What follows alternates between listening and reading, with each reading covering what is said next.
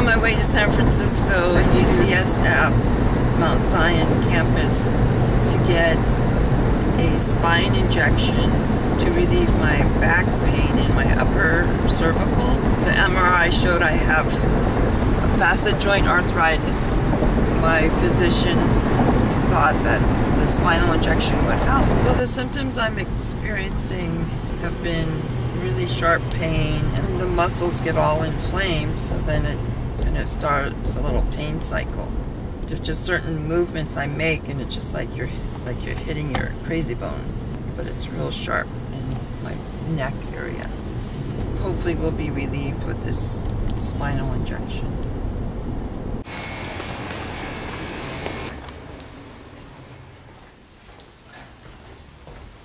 I'm going to do a bilateral C3, C4 intra-articular facet joint injection.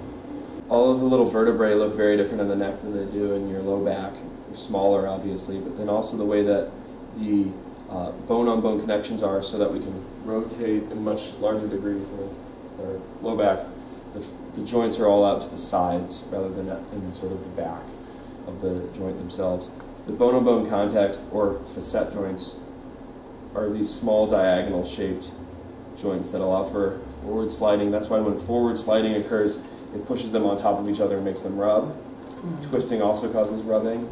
So that's why when you get some of your pain, and then also leaning down like that laterally causes the bones to touch each other, and that causes the pain.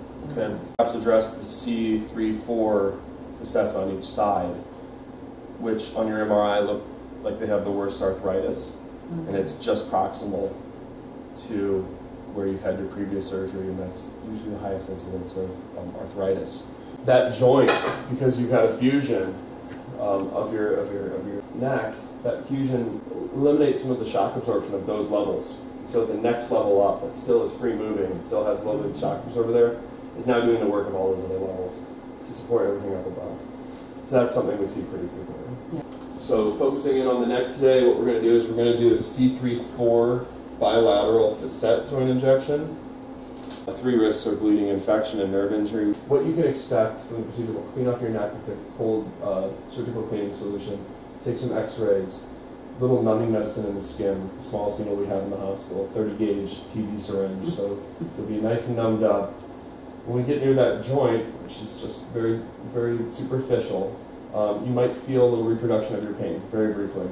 If that's the case, I'll give you a little bit of numbing medicine right at that area before we then walk right into the joint. Okay? A little nervous. So I had the spinal injection. It's only been about 10 minutes, and so it seems like I have more range of motion. So we shall see. I'll let you know how I feel in the next couple days.